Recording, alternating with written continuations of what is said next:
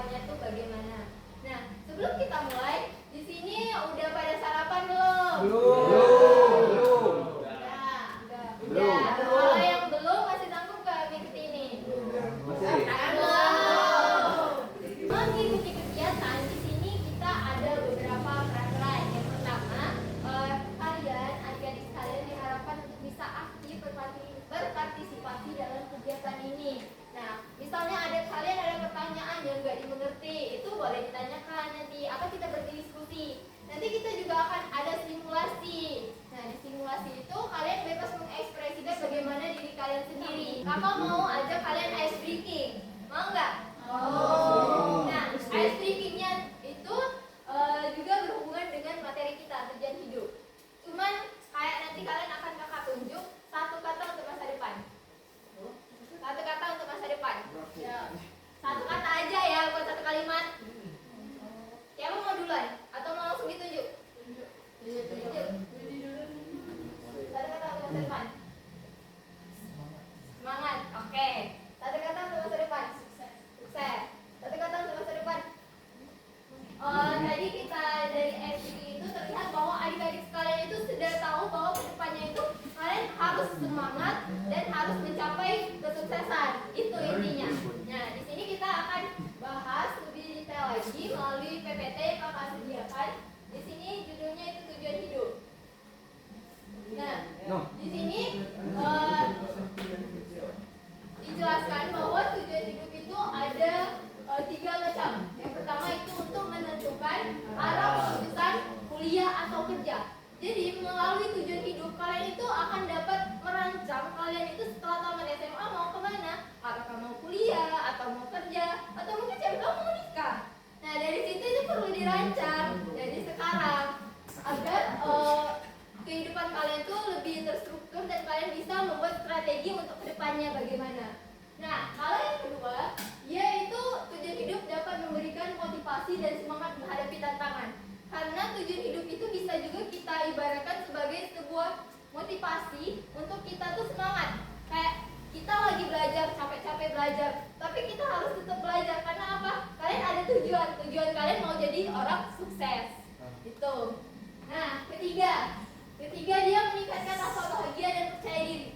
Kenapa? Karena kalau kalian memiliki tujuan hidup, kalian itu akan dapat meningkatkan rasa percaya diri dan juga rasa bahagia. Karena dengan kalian berusaha, kalian tuh kayak, oh setidaknya aku sudah ada proses untuk mencapai cita-citaku. Di sini punya cita-cita? Nah, apa coba cita-citanya? Mau ditunjuk lagi? Ini belum. Apa cita-citanya? Jaksa, bagus. Ini belum. Apa cita-citanya? Bidan, bagus. Udah, ini belum. Poluan. Ini belum. Kades. Kades besar. Nah, dan juga untuk mencapai cita-cita itu kalian juga harus memasang strategi untuk mencapainya, yaitu dengan kalian mematangkan tujuan. Pengen jadi kades, pengen jadi bidan, pengen jadi jaksa, itu kalian harus menyusun strategi dari sekarang. Kalau mau jadi bidan berarti kan harus dominan belajarnya di IPA. Kalau mau jadi jaksa itu kan bagian di sosum kan, berarti harus lebih banyak pembelajaran di IPS gitu. Lanjut. Nah, di sini ada ciri-ciri orang dengan purposive inner life. Yang dimana itu artinya orang-orang purposive inner life itu artinya adalah orang-orang yang memiliki tujuan hidup. Yang pertama, dia mempunyai gambaran masa depannya. Kalian sudah memiliki gambaran belum untuk masa depan kalian? Nah, gimana gambarannya kira-kira? Sukses dan menikah. Oke, setidaknya lo ada gambaran. Jadi, ciri-ciri orang yang memiliki tujuan hidup itu dia akan memiliki gambaran masa depannya. Karena dia ada tujuan dan dia kayak sudah membayangkan setelah tamat SMA, setahun aku bakal ngapain, 2 tahun aku bakal ngapain, 3 tahun aku bakal ngapain. Dia sudah memiliki gambaran itu. Kedua, paham nilai atau prinsip hidupnya. Nah, maksudnya nilai atau prinsip hidupnya itu dia tahu potensi dirinya sendiri. Dia tahu minat bakatnya tuh di mana, dia hobinya di mana, dibandingkan orang lain itu apa. Kemudian yang ketiga, dia konsisten berusaha walaupun ada hambatan. Nah, contoh paling simpel, kadang kita ada masa-masa capek ya ngerjain tugas yang banyak, belum lagi kayak kita waktu istirahatnya juga yang kurang. Tapi dengan adanya kalian tujuan hidup tadi, kalian tuh kayak konsisten walaupun walaupun sistem kebut semalam, setidaknya kalian berusaha kan, setidaknya kalian tuh konsisten melakukan itu. Dan juga berusaha untuk bisa lebih meningkatkannya lagi. Mungkin yang dari sistem kebut semalam tuh kalian bisa di hari sebelumnya 1 hari lah minimal. Sebelum kita lanjut, ada pertanyaan nggak seputar materi kita tadi? Kalau ada pertanyaan boleh katakan aja. Ada yang bingung mungkin mau diskusi apa? Ya, bagus pertanyaannya. Bagaimana cara mengenali potensi diri? Nah, bagaimana cara mengenali potensi diri? Jadi, kalau cara pertama mengenali potensi diri sendiri itu adalah kenali diri kalian sendiri. Kalian tuh sukanya di mana? Kadang kalau kita sudah suka, itu pasti kita bakal lebih giat lagi melakukannya. Paling contoh simpelnya kayak kakak suka nulis novel. Jadi kakak tulis dari platform online, dimana di situ kayak diterbitkan. Jadi di situ kayak padahal dari yang awalnya nggak tahu apa-apa, ternyata oh aku ada bakat di situ. Dan itu cara melihatnya dengan kenali diri sendiri. Mulai dari lihat kamu sukanya dari mana. Kedua bisa juga dari hobi. Dari hobi kayak kamu hobinya main bulu tangkis. Bulu tangkis itu kadang kalau kita latih itu bisa juga kayak lebih meningkat. Kamu ikut pertandingan dari provinsi, kabupaten, itu meningkat. Itu sudah potensi juga. Karena potensi itu nggak melulu langsung kayak orang pinter, orang jenius. Enggak, potensi itu banyak macamnya. Ini kakak ada mau mengajak kalian simulasi. Jadi kita tadi bahas mengenai tujuan hidup kan, mengenai cita-cita. Di sini kakak ingin mengajak kalian untuk merefleksikan atau membayangkan tujuan hidup kalian ke depannya. Di sini kita satu-satu dulu. Yang dimana itu ada peta masa depan. Dimana di sini kalian itu akan diajak untuk menuliskan apa saja kegiatan atau pengalaman yang bisa membuat kalian merasa tertarik, bangga atau sangat menikmati. Jadi di sini kalian tulis kegiatan apa yang bisa membuat kalian tuh merasa sangat bangga, sangat senang lah pokoknya hari itu. Oke, ada pertanyaan? Bawa pena kan? Wah, itu gimana ke bawa pena semua?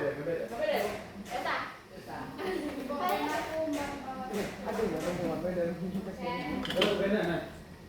kalian ada pena 2 nggak? Dari yang pertama itu kalian refleksikan lagi dari jawaban kalian.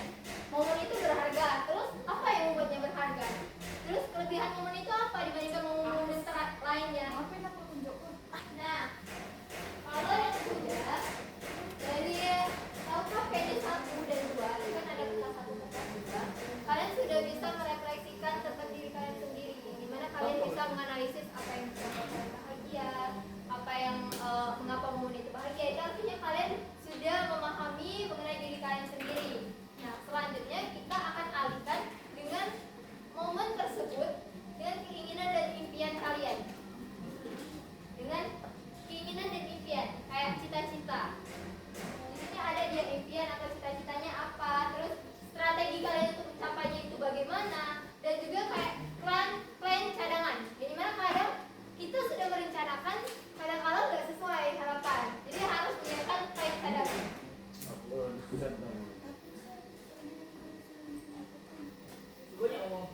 Nah, lagi menunggu lagi. Ini ada dia janji aksi. Kalian tadi kan sudah membuat mengenai plan, cita-cita, terus juga kayak strategi kalian mencapainya. Jadi di sini kakak mau mengajak kalian itu membuat janji dengan kakak. Dimana kalian tuh harus membuat janji kalau cita-citanya mau jadi tidak, tapi kalian masih mengalami males belajarnya karena bidan kan pasti banyak hitungan kan IPA. Jadi kayak kalian buat janji kalau mulai tanggal hari ini saya akan lebih belajar, terus bisa juga kayak saya akan lebih berusaha mencintai matematika. Selanjutnya kita akan mengakhiri kegiatan ini, tapi sebelumnya kakak mau minta satu atau dua orang yang bersedia untuk menyimpulkan kegiatan hari ini, atau apa yang kamu dapat dari kegiatan hari ini?